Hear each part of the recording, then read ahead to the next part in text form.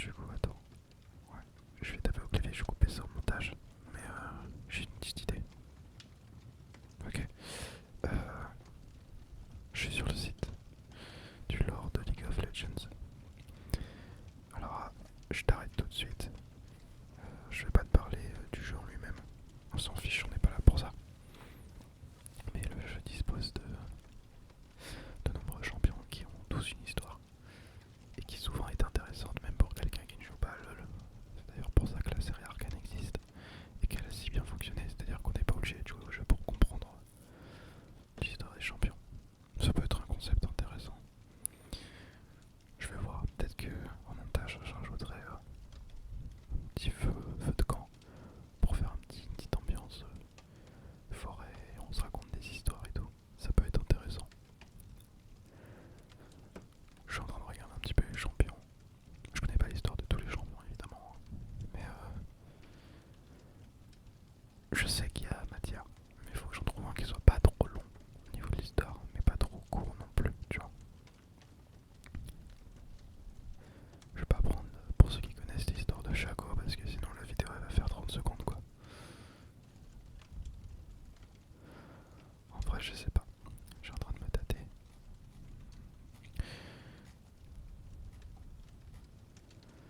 Je sais pas, je sais pas. Si, je sais. Je vais commencer par lire les résumés de chaque région, ça à quoi elles correspondent dans l'univers de League of Legends. Et je vais commencer par Piltover, parce que c'est peut-être la région qui actuellement est la plus connue de l'univers de League of Legends grâce à la série Arcane. Et je vais bien évidemment enchaîner sur Zone, qui est étroitement liée à Piltover. Donc, c'est parti. Piltover est une cité florissante, animée par le progrès, dont la puissance et l'influence ne cessent de croître. C'est le centre culturel de Valorant, où l'art, l'artisanat, le commerce et l'invocation avancent main dans la main. Sa puissance ne repose pas sur sa force militaire, mais sur les rouages bien huilés du libre-échange et de la pensée progressiste.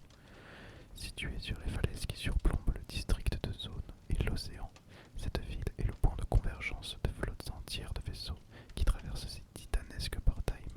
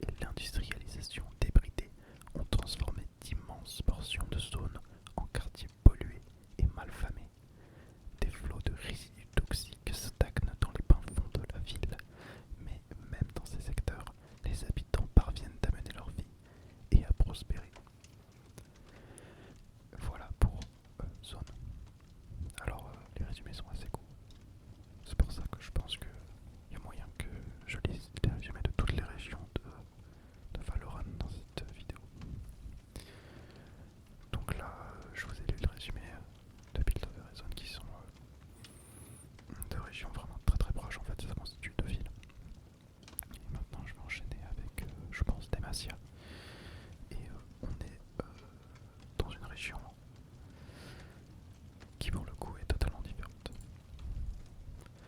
Demacia est un royaume fort, fondé sur des lois strictes et riche d'un passé militaire prestigieux. Ses habitants ont toujours attaché une grande importance aux idéaux de justice, d'honneur et de devoir, et ils sont très fiers de leur héritage culturel. Mais malgré ses valeurs très nobles, cette nation parfaitement autosuffisante est devenue de plus en plus insulaire et isolationniste au cours de ces derniers siècles. Aujourd'hui, le royaume de Demacia traverse une période trouble. La capitale, la grande cité de Demacia, a été fondée pour servir de refuge contre la sorcellerie après le cauchemar des guerres runiques et a été bâtie sur le mystère de la pétricite, une étrange pierre blanche pouvant saper la magie. C'est de là que la famille royale a toujours veillé à la défense des villes et des villages alentours, ainsi que des terres agricoles, des forêts et des montagnes riches en ressources minérales qui constituent le royaume. Cependant, après le décès soudain du roi Sharvan III, les autres familles nobles n'ont toujours pas approuvé la succession au trône de son unique héritier, le jeune prince Sharvan. Tous ceux qui vivent au-delà des frontières bien gardées du royaume sont perçus avec une suspicion grandissante, et en ces temps de doute, beaucoup d'anciens alliés se tournent vers de nouvelles sources de protection. Certains osent murmurer que l'âge d'or de Demacia est révolu, et que si son peuple ne parvient pas à s'adapter à un monde en constante évolution, ce dont beaucoup le jugent incapable, le déclin du royaume est inévitable. Et toute la pétricite du monde ne pourra pas protéger Demacia de lui-même. Voilà pour Demacia, qui est une région beaucoup plus médiévale et moins avancée technologiquement que Piltover Ozone, et qui en plus, dans le lore de League of Legends, prohibe la magie, ce qui occasionne un retard technologique et magique considérable du coup. Et maintenant je vais vous lire le résumé de Noxus.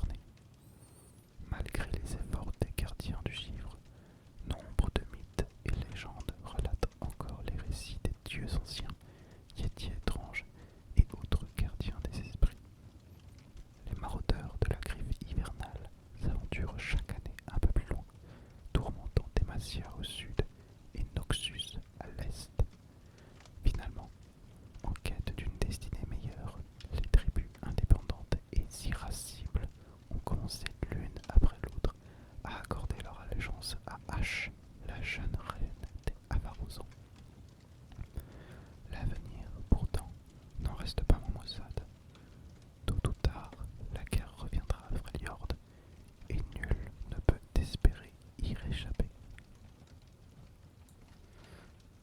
Je vais maintenant lire le résumé de la région de Ionia. Entourée de mers capricieuses, Ionia est composée de plusieurs provinces alliées réparties à travers un gigantesque archipel appelé les Terres Premières. La culture ionienne s'est développée dans le but de maintenir l'équilibre universel et par conséquent, la frontière entre le monde matériel et le monde spirituel y est perméable, particulièrement dans les montagnes et les forêts sauvages. Bien que la magie de ces terres soit imprévisible et que les créatures y soient dangereuses et féeriques, la plupart des Ioniens ont vécu dans la paix et la prospérité pendant des siècles. Les moines guerriers, les milices provinciales et Ionia elle-même ont suffi à les protéger.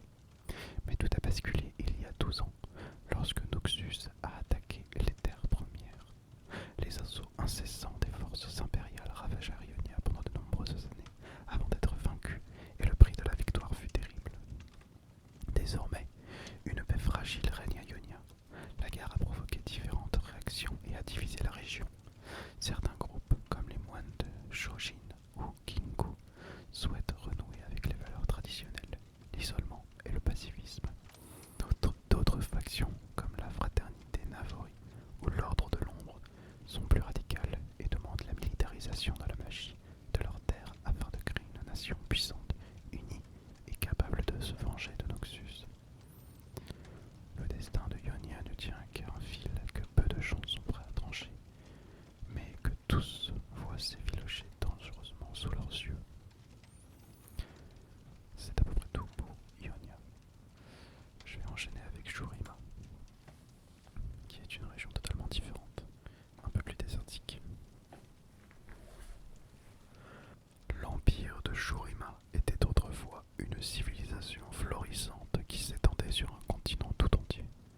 Forgé en un temps révolu par les puissants dieux guerriers de l'Ost des Transfigurés, il scella l'union de tous les peuples disparates du Sud et imposa entre eux une paix durable. Rares étaient ceux qui osaient se rebeller. Ceux qui le faisaient, parmi lesquels la nation maudite d'Icastia, était broyée sans aucune pitié. Pourtant, après plusieurs millénaires de croissance et de prospérité, la capitale fut transformée en un champ de ruines par l'échec de l'ascension du dernier empereur de Shurima. Avec le temps, le récit de cette histoire passée devint un simple mythe. De nos jours, la plupart des habitants nomades du désert de Shurima luttent pour leur survie dans un territoire inhospitalier. Certains défendent de petits postes avancés construits autour de quelques oasis, tandis que d'autres s'enfoncent dans ces catacombes oubliées à la recherche de richesses qui sont sûrement enterrées. D'autres, encore, acceptent du travail de mercenaires, empochant leur récompense avant de disparaître à nouveau dans les sables sans foi ni loi. Quelques-uns, pourtant, osent encore rêver d'une réémergence du passé. De fait, les tribus sont depuis peu agitées par un murmure qui provient du cœur du désert. Leur empereur, Asir, serait de retour pour les mener vers un nouvel âge d'or. Voilà pour Shurima. Et je vais maintenant enchaîner. Ça va vite, hein, avec Bilgewater. Nichée dans l'archipel des îles de la Flamme Bleue, Bilgewater est une ville portuaire semblable à nulle autre. Elle abrite les pêcheurs de serpents de mer, les gangs des docks et tous les contrebandiers du monde. Ici, les fortunes se font et les ambitions meurent en une fraction de seconde.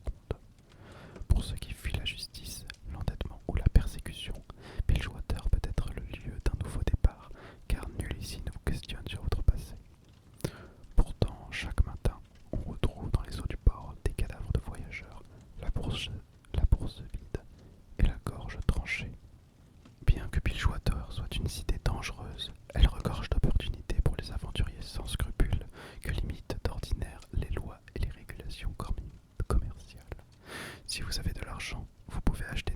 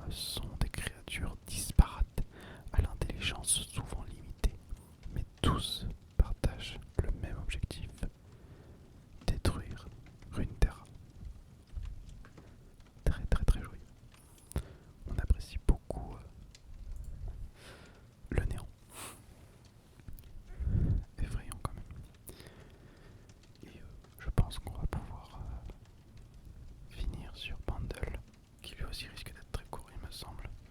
Oui, c'est assez court. Les opinions divergent quant à la localisation exacte du foyer d'origine des Yordles. Bien que quelques mortels prétendent avoir emprunté des chemins invisibles vers une terre d'enchantement étrange au-delà du monde matériel, ils parlent d'un lieu fécond en magie, où l'imprudent peut se laisser distraire par des myriades de merveilles et se perdre dans un rêve. À Bandal, chaque sensation est décuplée pour les êtres qui ne sont pas des Yordles. Les couleurs sont incroyablement vives, la nourriture et le poisson enivrent les sens pendant des années, et quand on y a goûté une fois, on n'en oublie plus jamais la saveur. La lumière du soleil est incroyablement dorée, l'eau y est claire comme du cristal, et chaque récolte est abondante. Peut-être certaines de ces affirmations sont-elles vraies, peut-être aucune. Aucun auteur ne semble d'accord avec les autres sur ce qu'il y a vu. La seule chose que l'on sache de façon certaine,